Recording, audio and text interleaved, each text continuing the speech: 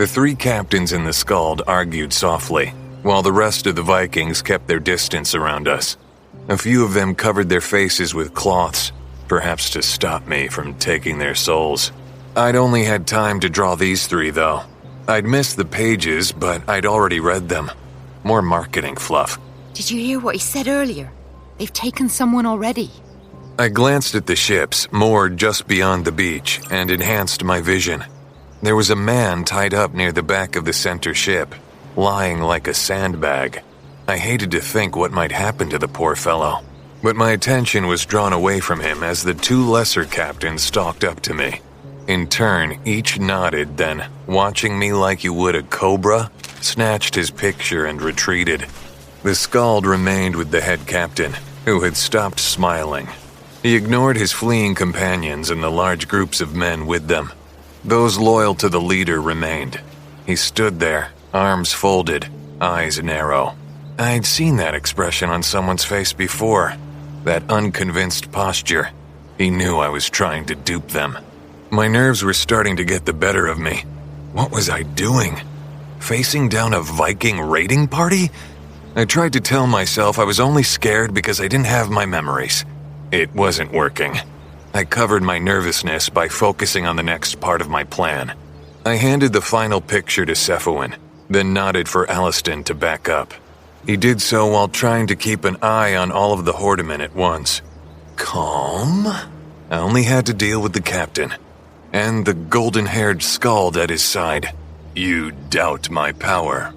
I am thinking that up close, our souls look very much like drawings in madder root dye, not blood, as it might have seemed. And I've raided far to the south, where men make drawings on parchment to tell stories. He squinted at the picture Cephalin was still holding up. It does look like me. One who could make such strange drawings would be valuable, very valuable, as a slave. I held up my hands, sleeves pulled back to the elbows, and made them turn red, as if blood was running up from the elbows, covering my forearms, hands, then fingertips. I made fists, then spoke to him, in his own voice. Do not test my patience.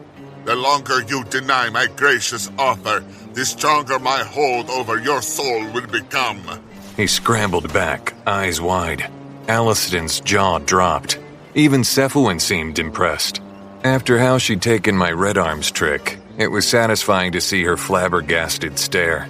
I smiled, then added a reverb to the vocal modulation. I am Runian von Internet of Cascadia, Eve Prince and Keeper of Souls. I reached a hand toward him and made the fingertips turn stark white, the coloration moving up along the skin. I claim you and each of your soldiers. This caused a stir among them as the Skald translated. The captain glanced to his soldiers. Even if he didn't believe, they did.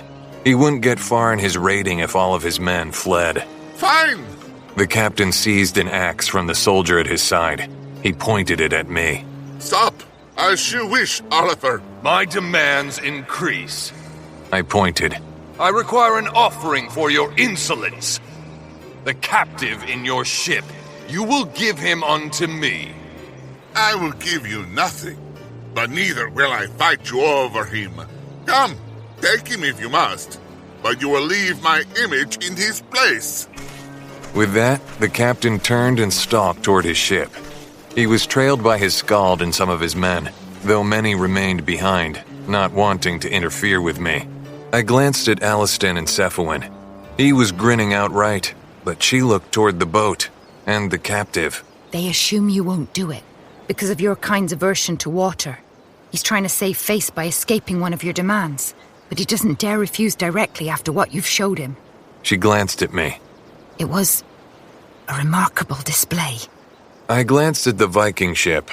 Aversion to water, huh? That was uncomfortably close to the truth. Still, I was a hero, right? I had to do this.